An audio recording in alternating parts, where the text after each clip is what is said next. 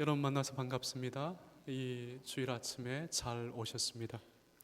오늘은 시편 73편을 통해서 성도의 통과 의례적 고뇌라는 그 제목을 가지고 여러분과 함께 말씀을 나누도록 하겠습니다. 시편 73편은 여러분들이 읽으신 것처럼 우리에게 대단히 친근한 시입니다. 그리고 우리에게 매우 가까이 있는 정말 실존적인 그러한 시라고 할 수 있습니다. 이미 우리 앞서 수천 년 전에 삶의 부조리한 현실을 보고 고뇌하는 성도가 있었다는 것을 우리가 이 시편을 통해서 확인합니다. 다윗 시대의 성전에서 하나님을 찬양하는 사역을 감당했던 그 아삽이라는 한 인물이 자기의 현실 속에서 펼쳐지고 있는 삶의 부조리함을 보고 고뇌했던 내용을 우리가 확인할 수 있는 것입니다. 실제로 이러한 면에서 시편 73편은 우리에게서 먼 내용이 아닙니다. 아주 우리의 가까이에 있는 그러한 내용이라고 할 수 있을 것입니다. 하나님을 믿는 성도들이 신앙생활을 하면서 반드시 한 번은 통과 의례적으로 고민하는 내용을 담고 있는 것입니다. 신앙생활을 하면서 결코 이성으로 이해되지 않는 삶의 부조리를 경험할 때 항상 우리를 지배하는 그 생각을 말해주고 있습니다. 그리고 거기에서 해답을 우리에게 제시하고 있습니다.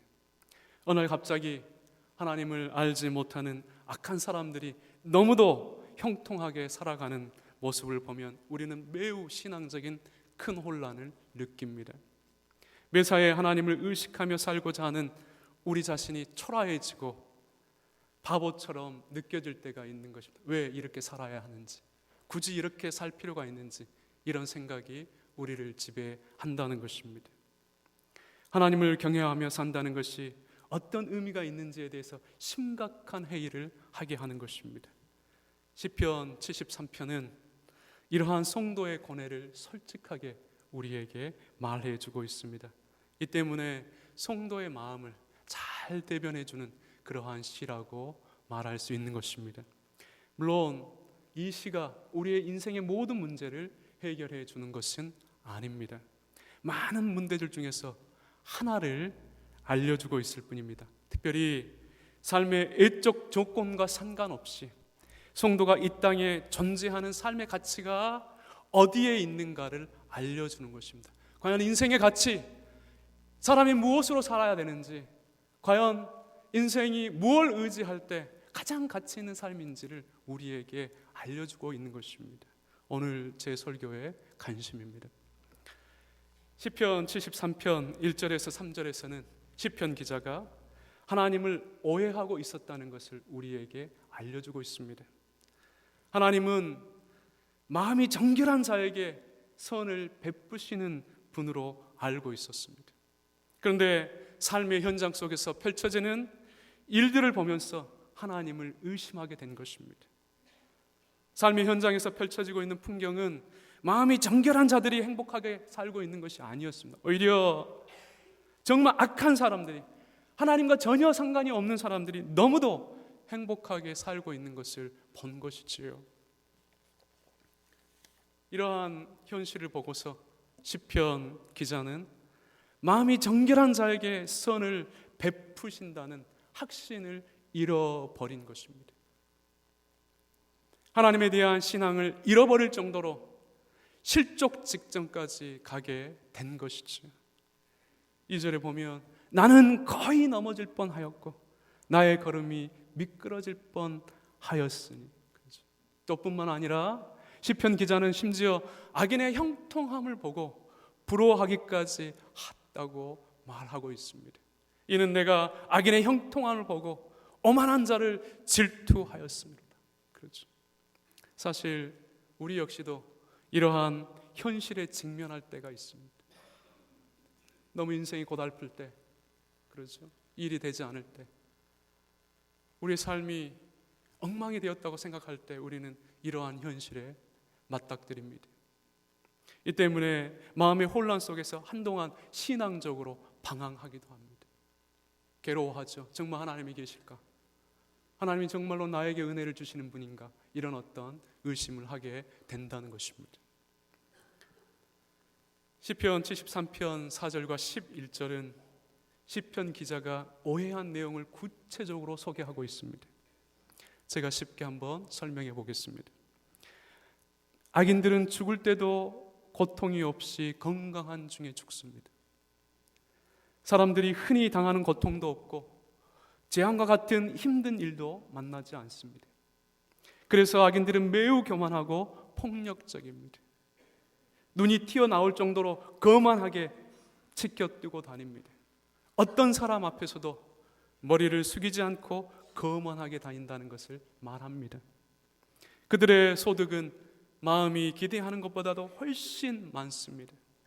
이뿐만 아니라 악인들은 사람들과 하나님을 업신여기고 하고 싶은 대로 말을 하며 다닙니다. 이 때문에 당시 사람들도 악인들의 영향을 받아서 다음과 같은 불평을 한다고 토로하고 있습니다. 하나님이 알고 있는 것이 무엇인가? 가장 높은 분이라고 무엇이든지 다 알 수 있는가? 그렇죠. 이 불평은 악인들이 득세하는 부조리한 현실을 보고 하나님의 존재와 섭리를 의심한 표현입니다. 하나님이 계시지 않거나 혹은 일하시지 않기 때문에 악인들이 형통하게 사는 것 아닌가, 이렇게 묻고 있는 그러한 말이라는 것입니다. 그렇죠. 시편 기자는 하나님이 참으로 마음이 정결한 자에게 선을 베푸신다면 어떻게 악인들이 형통할 수 있는가라는 그 의심 속에서 이 오해의 내용을 우리에게 소개하고 있습니다. 악인들의 형통은 하나님이 없거나 아니면 하나님이 악인들의 편이기 때문에, 그렇죠, 의인이 고난은 받고 악인들이 형통할 수 있다고 이렇게 이야기하는 것과 같습니다. 악인들의 형통을 도저히 이해할 수 없다는 식의 불평 속에서 매우 투덜거리고 이해되지 않는 모습으로 지금 이 오해의 내용을 기록하고 있는 것입니다. 시편 기자가 알려주는 악인의 형통은 그야말로 선하게 살고자 몸부림치며 사는 하나님의 자녀들에게는 낙심 그 자체였을 것입니다. 그렇죠. 우리가 현실 속에서 정말로 악하게 사는데, 하나님 없이 사는데 너무도 잘 사는 것을 보면 우리는 고민하고 하나님을 의심하게 된다는 것입니다. 하나님을 경외하며 사는 것에 대해서 회의를 갖게 할 정도로, 그렇죠, 악인들은 자기가 하고 싶은 말, 자기가 하고 싶은 어떤 행동을 다 하면서 사는데도 너무 행복하게 살기 때문입니다. 분명히 오늘날에도 악인들의 형통은 우리를 매우 심각하게 고민하도록 합니다. 이러한 악인의 형통을 보고서 시편 기자는 하나님을 오해할 수밖에 없었습니다. 이 때문에 시편 기자는 신앙에 심각한 고뇌를 한 것입니다. 특별히 12절과 16절에서 이 내용을 저희가 자세히 확인할 수 있습니다.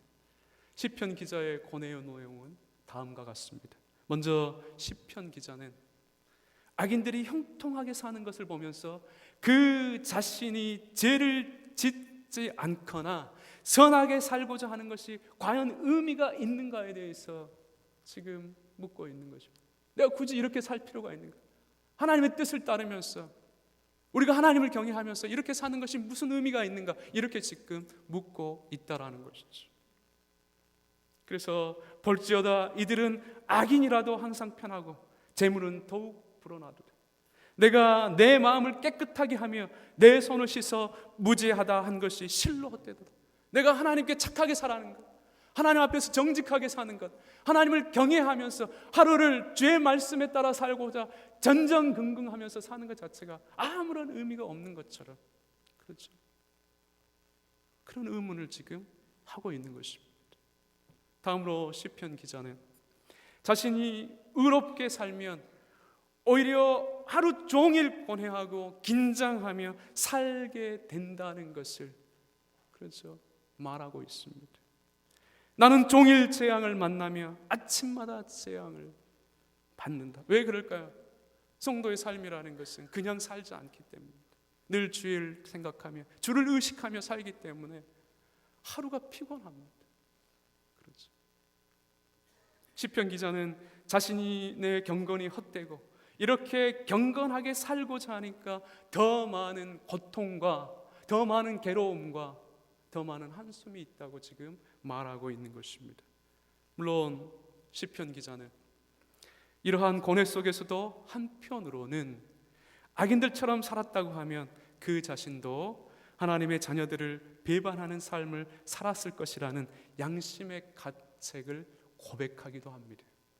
내가 만일 스스로 이르기를 내가 그들처럼 말하리라 하였더라면 나는 주의 아들들의 세대에 대하여 악행을 행하였으리라. 그렇죠. 하지만 이 고백에는 악인처럼 살지 않는 것이 과연 잘하는 것인가? 라는 그러한 의구심이 담겨 있는 것처럼 보입니다. 굳이 이렇게 살 필요가 있는가? 나도 악인처럼 살았으면 고민하지 않고 덜 고생하고 덜 아파하며 살지 않았을까? 이런 어떤 의구심이 담겨 있는 것처럼 보인다는 것이죠. 악인들이나 의인들의 삶 중에서 어떠한 삶이 더 좋은가에 대한 의문을 완전히 떨쳐버리지 못한 것입니다. 이러한 이유 때문에 시편 기자에게 있어서 하나님의 자녀로서 부조리한 현실을 산다는 것은 너무도 풀기 어려운 과제였습니다. 그렇죠. 하나님의 자녀로서 이 부조리한 현실, 눈앞에 보이는 이러한 고통의 현실을 산다는 게 어떤 의미일까? 하나님을 의지하고 그분을 경외하면 행복하게 살아야 되는데 왜 우리의 삶은 이렇게 고통스럽고 아픈가라는 것입니다. 이것은 너무도 답하기 힘든, 해결하기 힘든 그러한 문제였다라는 것이죠. 그래서 이렇게 고백합니다. 16절에서 내가 어쩌면 이를 알까 하여 생각한즉 그것이 내게 심한 고통이 되었다. 성도는 말 한마디를 할 때도 주의합니다. 작은 행동 하나에도 남을 배려하며 살아야 합니다. 즉, 삶 속에서 하나님을 의식하며 사는 것이 과연 어떠한 의미가 있는가를 생각하는 것이죠. 하나님의 자녀로 살아가는 고달픈 삶을 너무도 형통한 악인들의 삶과 비교하면서 과연 어떠한 삶이 더 좋은가에 대해 심각하게 의문을 가진 것입니다. 분명히 하나님은 경건한 자의 하나님이신데 현실 속에서는 왜 경건한 사람이 악인들보다 행복한 삶을 살지 못하는가에 대해 심각하게 갈등을 하고 있는 것입니다. 시편 기자는 하나님의 공의와 그분의 자녀들을 향한 섭리에 대해서 의심을 하고 있는 것입니다.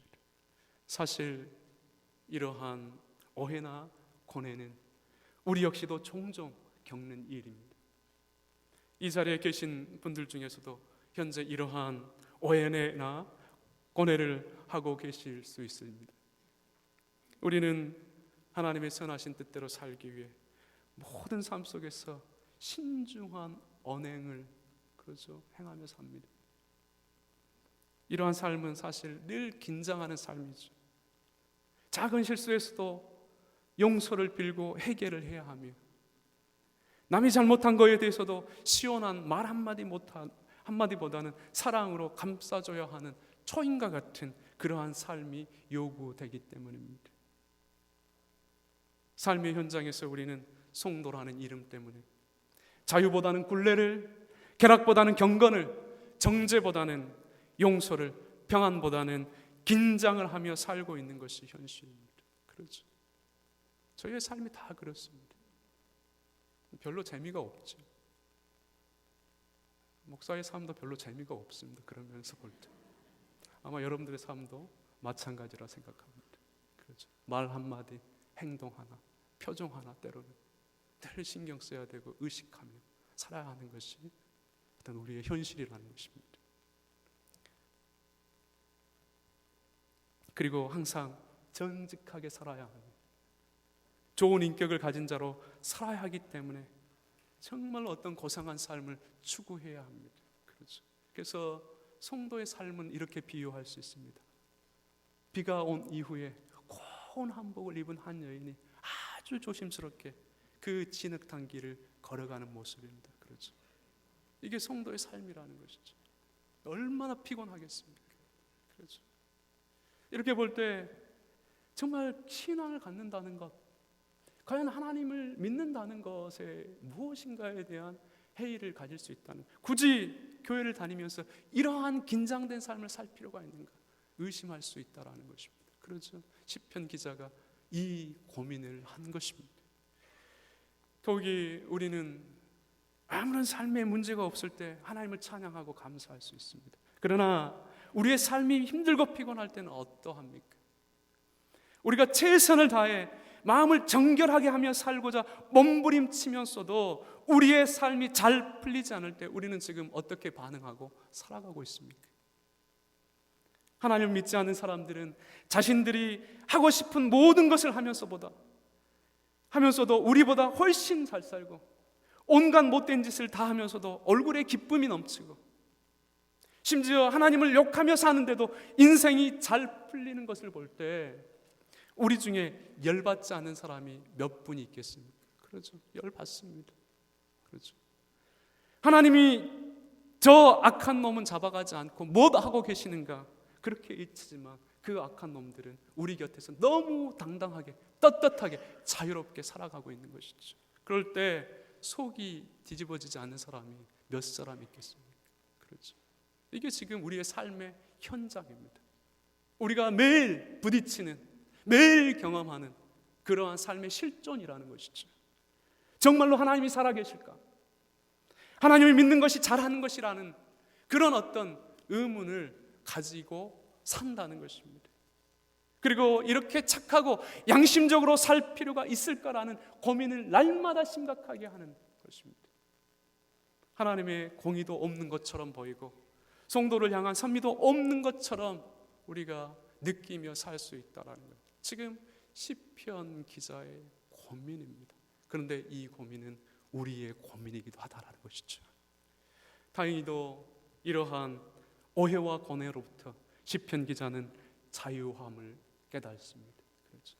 하나의 어떤 큰 깨달음을 하나님으로부터 제공받습니다.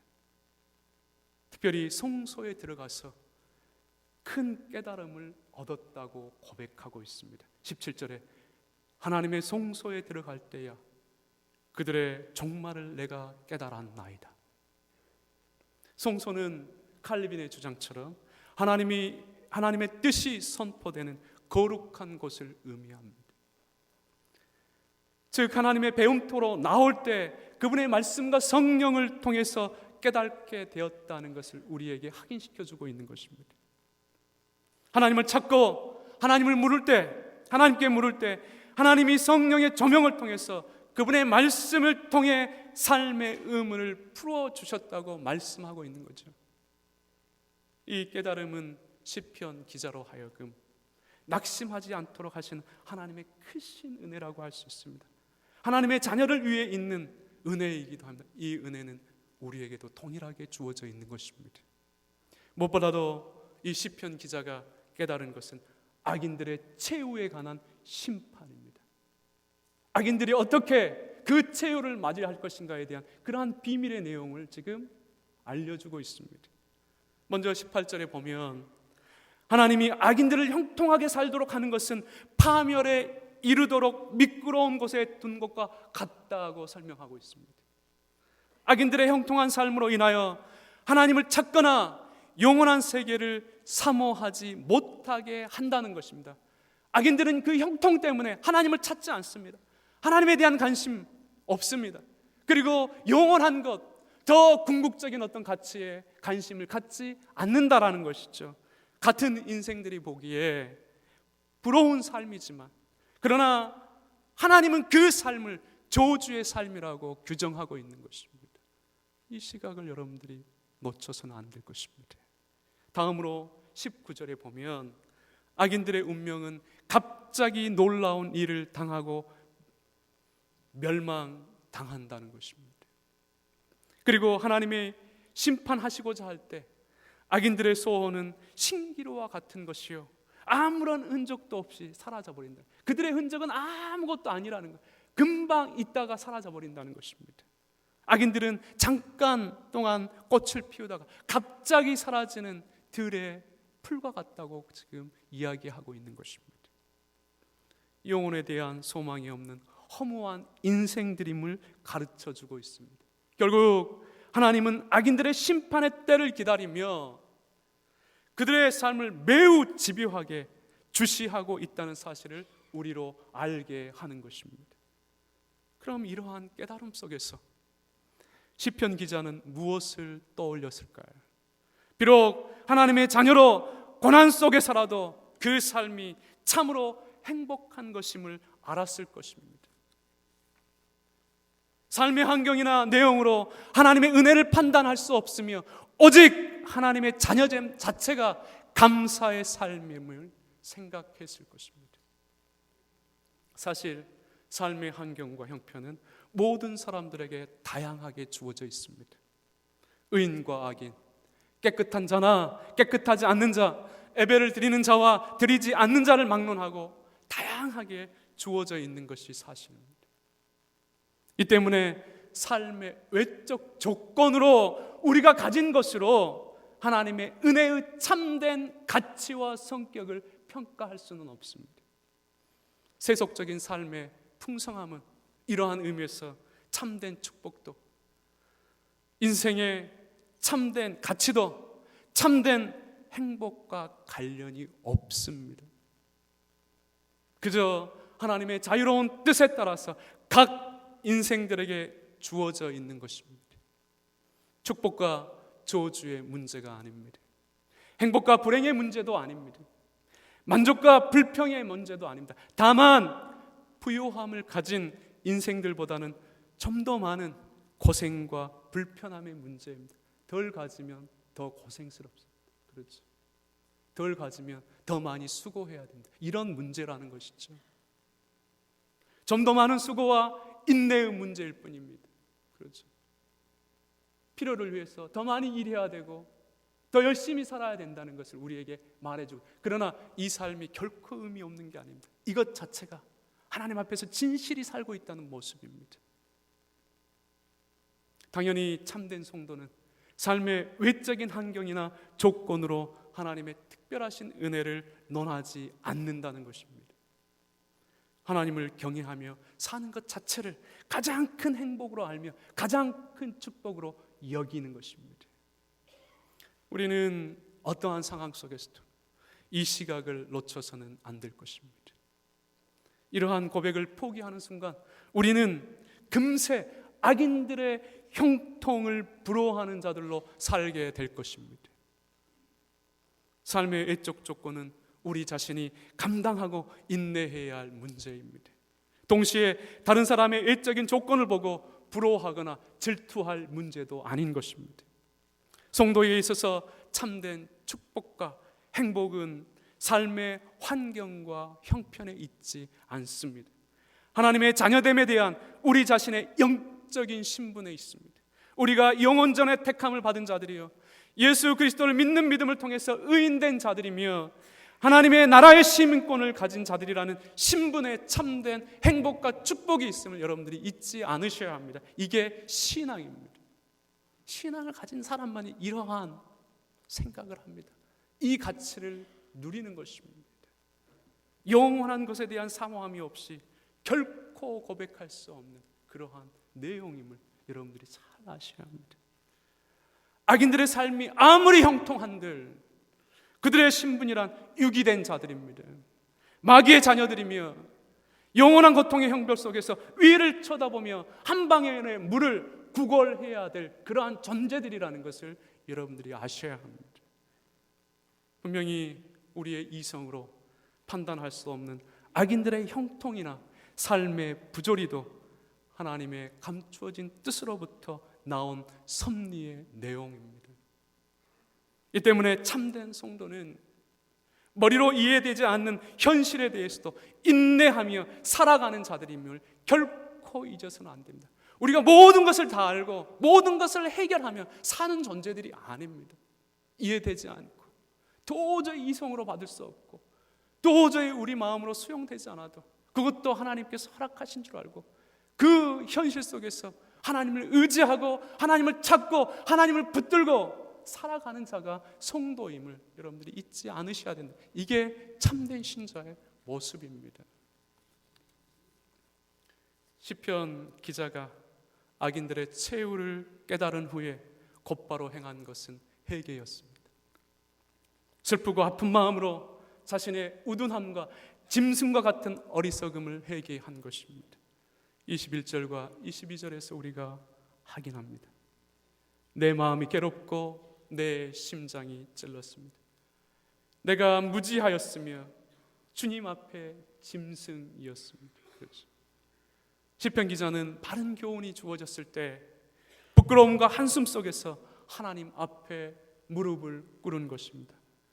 우리가 잘못을 깨닫고 하나님께 드리는 회개는 성도에게 가장 복된 통로입니다.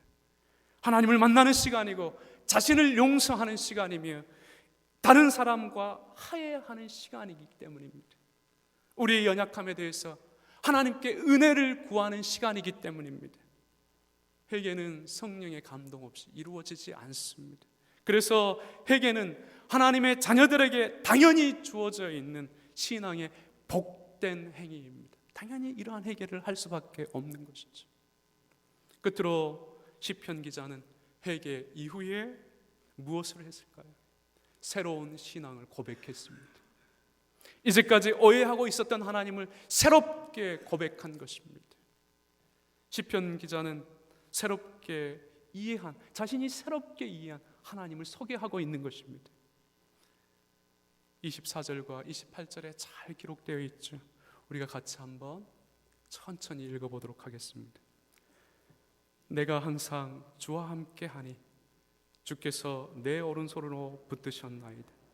주의 교훈으로 나를 인도하시고 후에는 영광으로 나를 영접하시리니 하늘에서는 주 외에 누가 내게 있으리요 땅에서는 주밖에 내가 사모할 리 없나이다. 내 육체와 마음은 쇠약하나 하나님은 내 마음의 반석이요 영원한 분기시라. 무릇 주를 멀리하는 자는 망하리니 음녀와 같이 주를 떠난 자를 주께서 다 멸하셨나이다. 하나님께 가까이함이 내게 복이라. 내가 주 여호와를 나의 피난처로 삼아 주의 모든 행적을 전파하리이다. 아멘.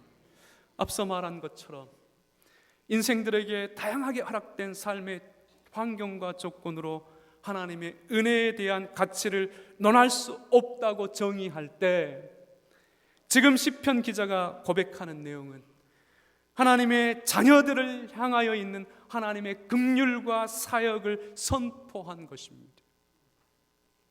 하나님은 가만히 있는 분이 아니라 모든 시대 속에서 그분의 자녀들을 위해서 열심히 일하고 계신 분임을 소개하고 있는 것입니다.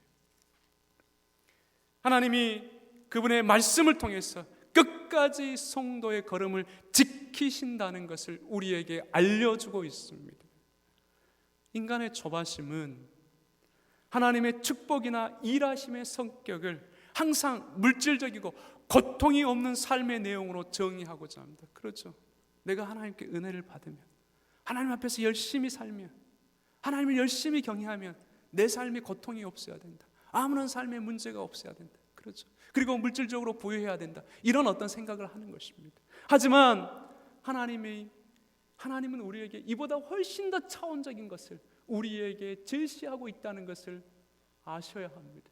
신앙은 물질적인 것에, 우리가 겁도 없는 것에 관심을 갖게 하지 않습니다. 참된 신앙은 더 높고 더 차원적이고 더 깊고 풍성한 것을 우리로 보도록 한다는 것을 여러분들이 아셔야 된다는 것이죠. 하나님은 우리에게 단순히 물질적인 축복을 주시기 위해서, 삶에 고통이 없는 그러한 현실을 주기 위해서 우리를 그분의 자녀로 부르시지 않으셨다는 것입니다. 하나님은 영원전에 계획하신 것과 관련하여 인간의 가치를 창조 세계에만 두신 것이 아닙니다. 창조 세계를 넘어서 영원한 것을 소망하고 천상의 세계를 기대하며 살도록 우리를 부르시고 우리를 세우셨다는 것이죠.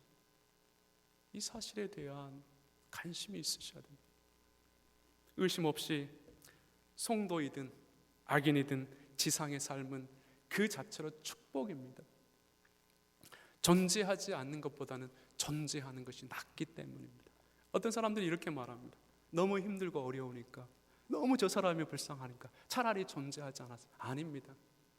존재하지 않는 것보다는 존재 자체가 의미가 있습니다. 그리고 가치가 있는 거예요. 우리가 그 가치를 다 판단할 수 없기 때문에 외형적으로 그 판단을 하지만, 실제로 하나님이 존재하게 하셨다는 자체가 삶의 어려움, 고통과 상관없이 큰 은혜고 축복임을 여러분들이 아셔야 된다는 것이지요.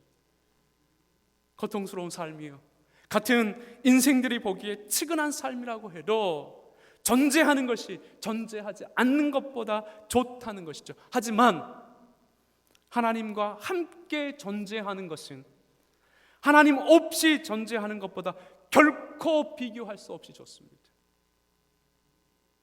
하나님 없이 악인들처럼 형통한 삶을 산다고 해도 하나님과 함께하는 고통스러운 삶이 그 가치를 비교할 수 없을 정도로 좋다는 것이죠. 이 사실을 깨닫고 계십니까? 신앙의 눈, 그렇죠. 영혼의 눈으로 인생과 창조 세계를 보지 않으면 이러한 통찰을 우리가 깨달을 수가 없는 것입니다. 시편 기자가 알려주고 있는 신앙 고백의 핵심입니다. 그래서 27절과 28절에서 이렇게 고백한 것입니다. 무릇 주를 멀리하는 자는 망하리니 음녀같이 주를 떠난 자를 주께서 다 멸하셨나이다. 하나님께 가까이함이 내게 복이라. 내가 주 여호와를 나의 피난처로 삼아 주의 모든 행적을 전파하리이다. 이러한 이해 속에서 하나님이 그분의 자녀를 위해 일하시는 방식은 무조건적으로 그들이 처해 있는 삶의 환경과 조건을 바꾸시는 그러한 방식이 아닙니다. 많은 사람들이 이렇게 생각합니다. 하나님의 은혜를 받으면 우리의 환경과 조건이 바뀌어져야 된다고 생각합니다. 아니라고. 그렇게 일할 수 있지만 하나님은 다르게 일할 수도 있습니다. 바꾸지 않고 그 현실 속에서 하나님의 뜻을 찾고 하나님의 통치를 믿으며 그 섭리를 의지하면서 살도록 하기도 하신다는 겁니다. 지금 이 사실을 우리에게 알려주고 있습니다. 삶의 어려운 환경과 조건 속에서도 그 환경과 조건은 바뀌지 않았지만 그분의 뜻을 묻고 그 뜻에 순종하며 살아가게 하는 방식으로 우리를 이끌 수 있다는 것입니다. 우리에게 허락된 삶의 환경과 조건은 우리가 하나님의 자녀임을 드러내고 우리의 신앙의 분량을 채우는 훈련이며 또한 영원한 것에 참된 가치를 두게 하는 방편임을 여러분들이 아셔야 합니다.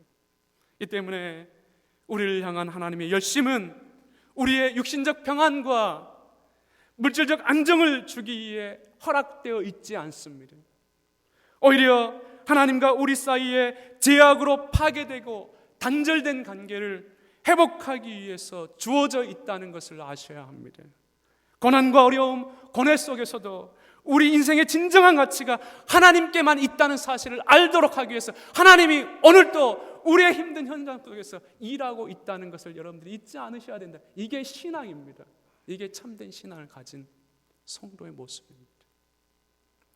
이러한 이유 때문에 우리는 우리의 고통스러운 삶을 있는 그대로 인정하고 그 삶을 직면하여서 피하거나 도망쳐서는 안 됩니다.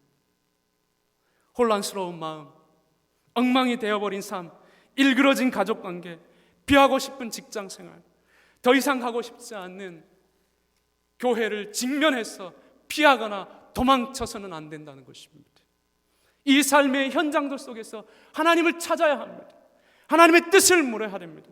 그리고 그 뜻을 행하는 자로 살아내야 한다는 것이죠. 얽힌 것을 풀어내고 뒤틀린 것을 곧게 하고 깨진 것을 다시 붙이고 상처난 곳을 치료하며 살아내야 합니다. 이 싸움은 성도의 실존 속에 주어져 있는 현실입니다.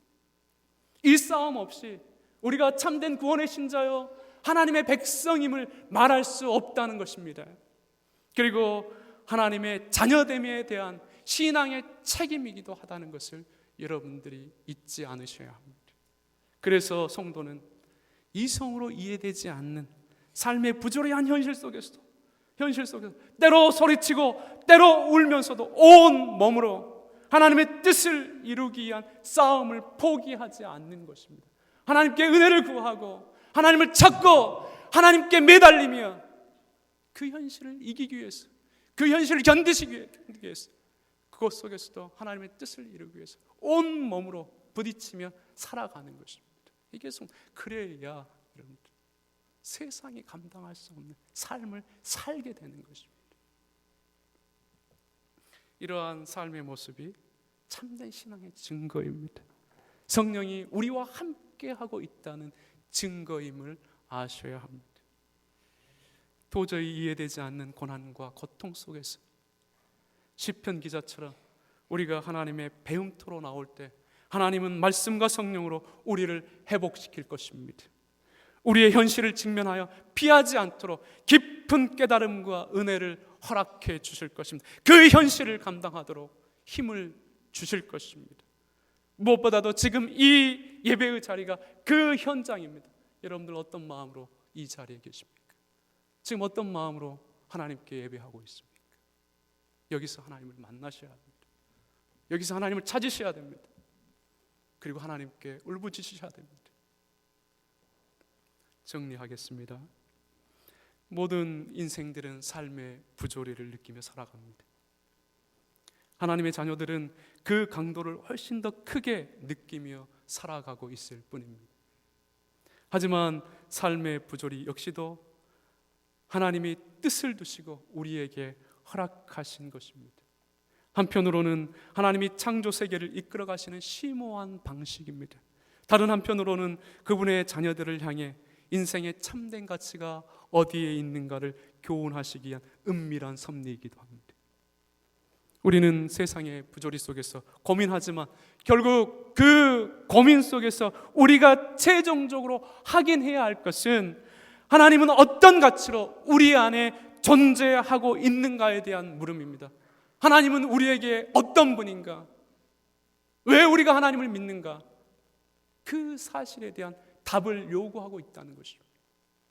이 물음을 통해서 우리는 우리 자신이 상상하는 하나님과 사실로서 존재하고 있는 하나님에 대한 그 차이를 분명하게 느낍니다. 우리는 우리의 인생의 문제를 허락하지 않는 하나님, 모든 문제를 해결해 주신 하나님, 고통이 없는 삶을 살게 하는 하나님, 그런 하나님을 기대하지만 그러나 실제로 우리가 경험하는 하나님, 성경을 통해서 확인하는 하나님, 그런 하나님이 아닙니다. 우리에게 고난도 있고 때로는 우리에게 아픔도 주고 우리를 때로는 너무 힘들고 어렵게 이끌어가는 하나님임을 알게 한다는 거죠. 그런데 그 일을 통해서 하나님이 하시는 목적이 있다는 것입니다. 결국 하나님은 너에게, 우리에게 어떤 가치로 있는가에 대한 답을 확인하고 찾도록 하신다는 것입니다. 하나님은 그분 스스로를 우리에게 말씀으로 친히 계시하신 분입니다. 그리고 동시에 그 계시된 내용으로 역사하는 하나님입니다. 그렇다면 우리는 세상의 부조리함 때문에 오해하기보다는 그 부조리함을 통해서 역사하시는 하나님을 신뢰할 수 있어야 합니다. 삶이 괴롭고 또 삶이 고통스럽지만 그 일을 통해서 우리를 향해서 일하시는 하나님을 볼 수 있어야 된다는 겁니다. 당연히 이때 아픔이 따를 수 있습니다. 희생이 요구됩니다. 이해할 수 없는 고뇌가 필요합니다. 이성으로 이해되지 않는 삶의 어려움들이 필연적으로 우리에게 주어질 것입니다. 하지만 분명한 사실은 하나님은 이러한 삶을 통해서 우리를 길러 가신다는 겁니다. 결코 구원해서 이탈하지 않도록 정말로 영광으로 우리를 이끌어 가신다는 겁니다. 그런 의미에서 삶이라는 것은 우리를 향한 시험이자 연단인 것입니다. 우리로 더 깊은 믿음을 소유하게 하는 방식임을 여러분들이 잊지 않으셔야 합니다. 인생의 참된 가치를 세상 것에서 찾지 않고 오직 하나님에게서만 찾도록 하시는 방식임도 여러분들이 아셔야 된다는 것이죠. 그러니까 여러분들이 일이 있을 때마다 여러분들 뭘 생각합니까? 고통이 있을 때마다, 어려움이 있을 때마다 여러분들은 뭘 생각합니까? 우리에게 좋지 않다고 해서 하나님을 오해할 수는 없습니다. 하나님은 자신이 계시하신 그대로 우리에게 항상 있었습니다. 과거에도 있었고 지금도 함께 계시며 앞으로도 함께 계실 것입니다. 인간이 늘 하나님을 오해하는 것입니다. 결국 악인들의 형통 같은 삶의 부조리함이 있다고 해도 그 삶을 허락하시는 하나님을 믿고 그분의 약속에 우리의 마음을 두어야 합니다. 하나님의 약속은 어떠한 상황 속에서도 하나님이 영광으로 우리를 영접하신다는 것입니다. 이것을 신뢰하며 사셔야 합니다. 이 믿음의 부요가 무엇인지를 알아서 늘 세상의 유혹과 죄에 대해서 지지 않는 길을 신실히 걷는 우리 모두 될 수 있기를 주의 이름으로 축원합니다. 기도하겠습니다. 아버지 하나님, 우리는 세상 속에서 그리고 삶의 현실 속에서 우리가 도저히 감당하지 못하는, 이해되지 않는 일들을 경험하며 그 현실을 앞에 서게 되는 경우가 많습니다. 그럴 때 하나님은 이러한 현실도 하나님께서 어떤 뜻을 두시고 목적을 두시고 허락하신 것임을 알려주고 있습니다. 주님, 지금 우리는 우리에게 주어진 삶 속에서 어떻게 살아가고 있습니까? 어떻게 하나님을 의지하고 어떻게 하나님을 찾고 있으며 그리고 우리의 진정한 삶의 가치를 하나님께만 두고 있는지 주님 묻고 싶습니다. 주여, 우리의 눈을 여시고 또 우리에게 믿음을 허락하여 주셔서 우리의 고통스러운 현실과 삶 속에서도 일하시는 하나님을 보게 하여 주옵소서. 그래서 그 현실 속에서도 인내하며 하나님의 뜻을 이루며 하나님이 기뻐하신 그 삶의 태도를 잃지 않는 신자 될 수 있도록 주님 이끌어 주시기를 원합니다. 이 은혜가 우리 평생에 있기를 원합니다. 우리 주 예수 그리스도의 이름으로 기도드렸습니다. 아멘.